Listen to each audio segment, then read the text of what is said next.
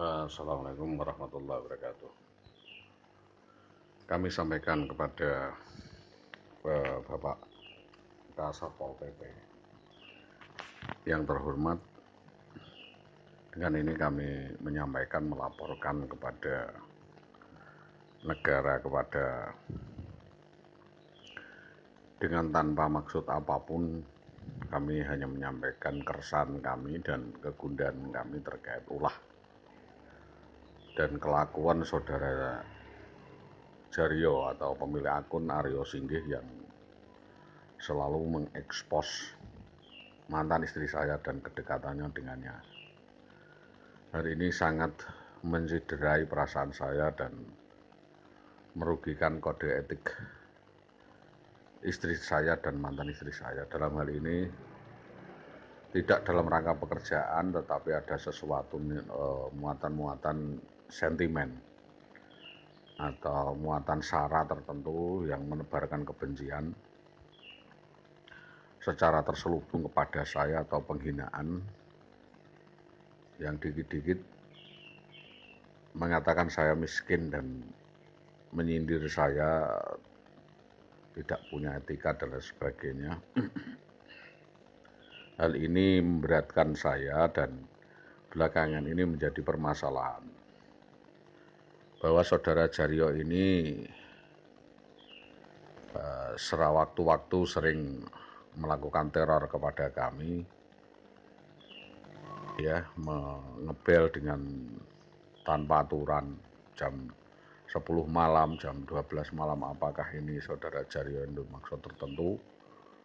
Kami meminta kepolisian untuk memanggil apa yang dimaksud daripada saudara Jaryo tersebut, apa yang diinginkan dan bagaimana keinginannya terkait dengan sepak terjang dan ulah perbuatan istri saya atau mantan istri saya.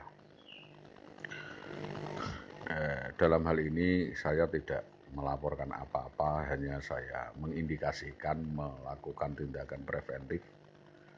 Jangan sampai terjadi sesuatu yang membabi buta karena sebuah kedekatan. Hal ini saya sayangkan karena belakangan ini kedekatan demi kedekatan yang dilakukan oleh saudari IWW dengan laki-laki lain menjadi presiden buruk dan berlanjut dengan persekusi, pertengkaran, dan ujung tombaknya meruncing sehingga membahayakan semua pihak. Jadi hal seperti itu mohonlah diakhiri dan segera dituntaskan terkait dengan permasalahan-permasalahan yang masih mengganjal dan belum terselesaikan.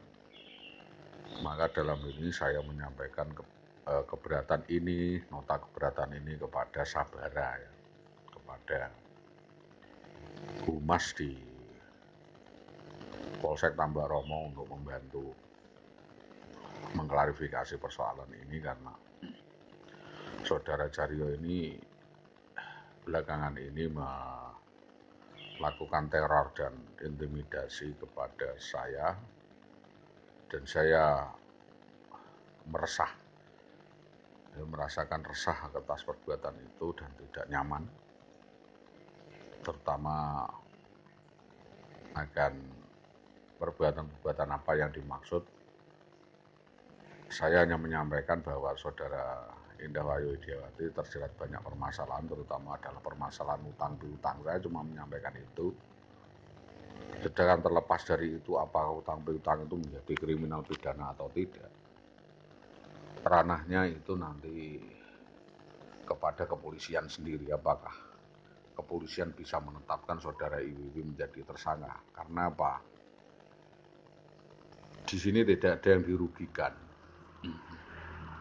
dan tidak pernah ada laporan orang dirugikan oleh saudara IWW. Yang dirugikan adalah saya, ya, karena saya terpaksa harus menanggung utang dari seluruh perbuatan dan sepak terjang saudara IWW. Jadi konstruksi bangunan hukumnya saya persilahkan kepolisian untuk merumuskan sendiri dan menyimpulkan akan bagaimanakah tindak lanjut dari persoalan yang menjerat saya ini. Karena saya tidak pernah memerintahkan, yang tidak pernah mengusir, dan tidak pernah melakukan apapun terkait dengan minggatnya atau perginya Saudara Indah Wahyudiawati dari rumah.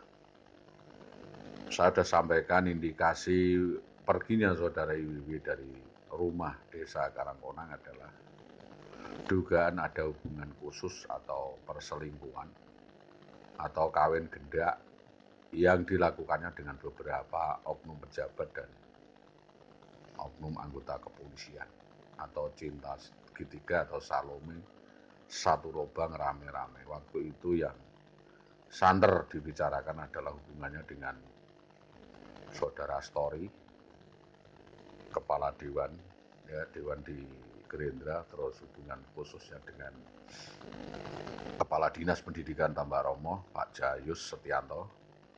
Sudah saya sampaikan dan saya laporkan ke Polres Pati, dan hubungan lainnya yaitu dengan Bribka Bambang Permadi, anaknya Pak Tomo, yang sudah saya sampaikan secara terbuka karena Saudara Indah ini banyak mempermainkan perasaan laki-laki, dan hal ini tentunya menjadi persoalan masyarakat. Apakah kepolisian bisa menangani perempuan yang dengan kondisi seperti ini?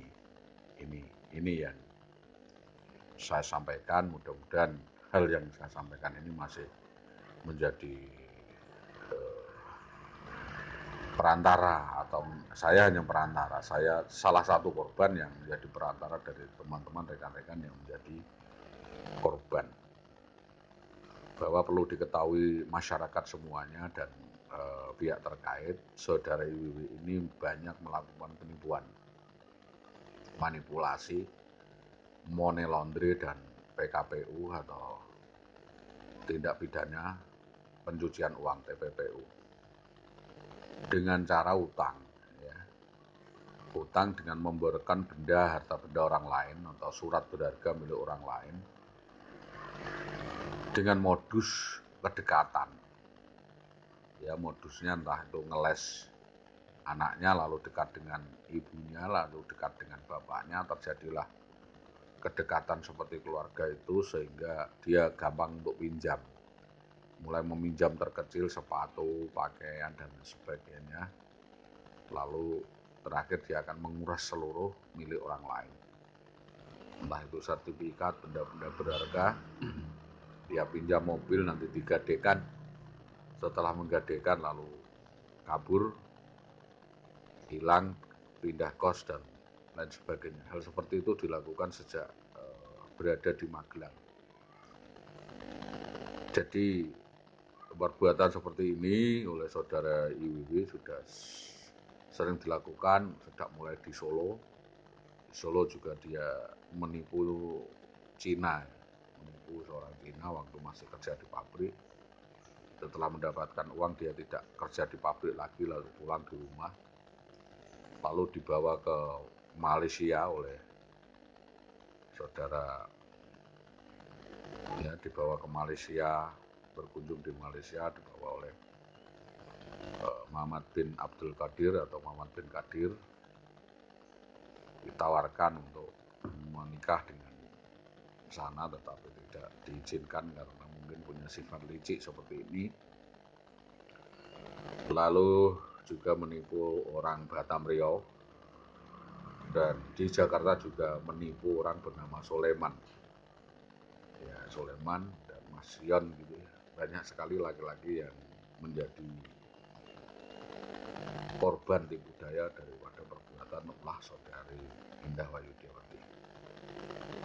Setelah kawin dengan Saudara Solihul Hadi di Pati, masih melakukan aksi serupa, yaitu dia merayu dan mengajak hubungan layaknya suami istri dengan banyak laki-laki, dan hal itu tentunya sangat mengganggu dan menciderai daripada kehormatan rumah tangga.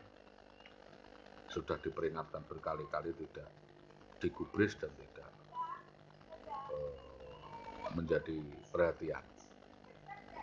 Jadi saudara selibrati, saya sudah memberi warning berkali-kali untuk jangan atau tidak melakukan hal seperti itu, tetapi hal itu masih dilakukan sampai dengan sekarang dan belum ada tindakan sinergis secara bersama-sama, baik secara kedinasan, kemasyarakatan maupun kode etik disiplin PNS. Maka dari itu, sebagai bentuk warning atau peringatan, laporan, apa yang saya sampaikan ini untuk didalami, diselidiki, diteliti oleh dinas pendidikan maupun oleh instansi lainnya, dalam hal ini adalah pemerintahan daerah Kabupaten Pati, karena ini menyangkut kondite etika disiplin PNS. Itu yang dapat saya sampaikan. Untuk hal lainnya, saya akan melakukan pengakuan yang lain. Itu yang dapat saya sampaikan atas kerjasama yang baik dari semua pihak, terutama Polsek Tamlaromo, Polsek Gabus, Polsek Winon, dan Bapak Polres Pati, Kapolres Pati, untuk sebagai bahan pemberitahuan dan sebagai bahan kajian dan penyelidikan selanjutnya. Atas kerjasamanya disampaikan terima kasih. Assalamualaikum warahmatullahi wabarakatuh.